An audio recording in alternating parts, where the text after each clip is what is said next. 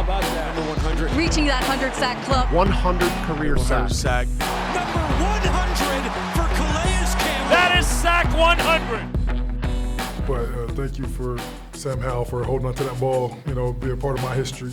I just happen to be fortunate circumstance.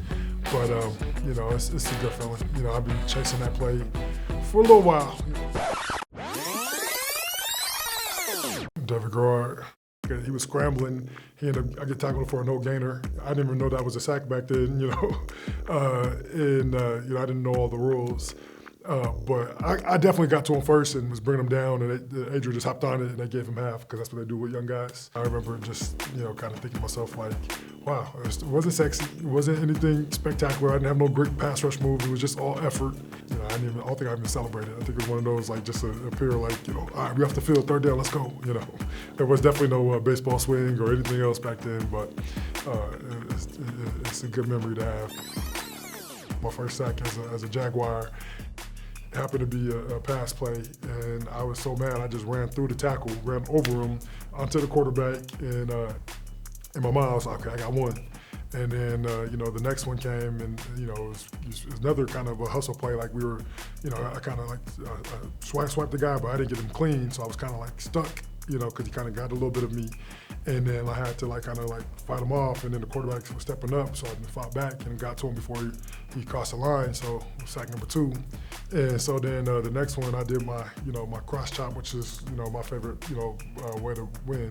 My favorite pass rush moves, the cross chop, and I beat his hands clean. And that was one where it was like, okay, I'm supposed to get a sack on this play. And so it was just one of those days where everything could go right. But I ended up getting to him one more time as the game was kind of starting to run down and we're getting ready to pull our starters. And he tried to scramble, and I ended up getting to him first. But then one of my other teammates, Loretta McCray, got in there with me. And it's kind of crazy, but yeah, it was one of those where I wasn't sure whether they were going to give me credit for it because I got to him so many times, and how many were half sacks, how many were full sacks. You just don't know how they're going to take them, but it was all said and done, ended up being 4.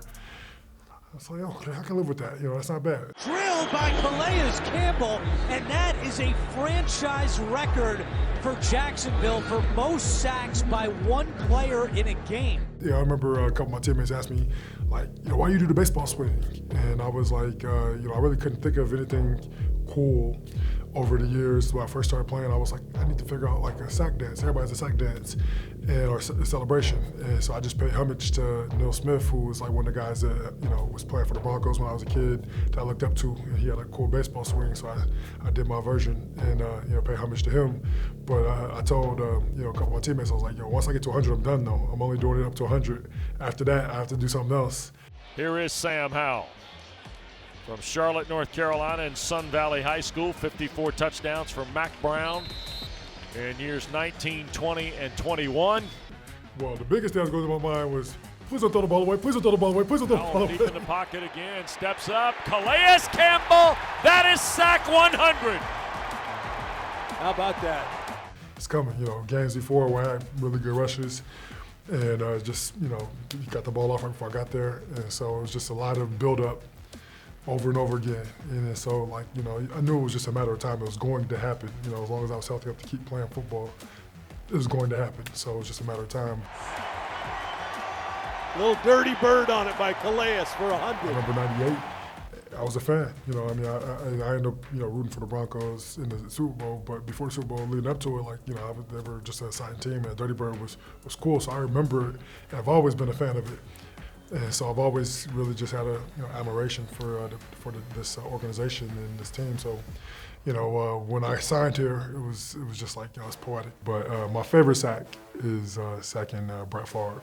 I remember being a kid, 10 years old, watching him win the Super Bowl.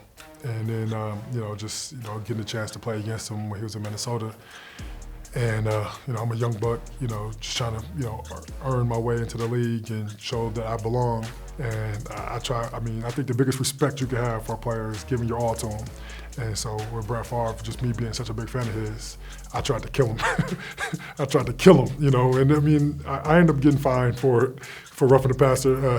But I definitely, I threw him pretty hard, and he did fumble, and we recovered it, but they didn't call the fumble. They ended up punting. And we won the game though, so I was happy. But the next couple days later, I got a letter in my locker, and it was a fine. And then one of my teammates was like, "Hey, you don't even appeal that one. You frame that one, the sack I didn't get is the one that bothers me the most, and that's I never sacked Peyton Manning.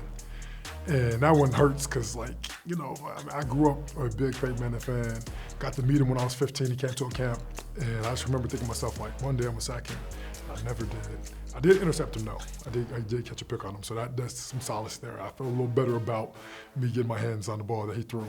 But then I let him tackle me, so hey, it just is what it is. I should have run him over. Peyton Manning could have been an all-pro linebacker. That's all I got to say. But that's one of my favorite just plays that intercepted him. But I would have loved to have sacked him. I hit him a whole bunch. I couldn't get him down.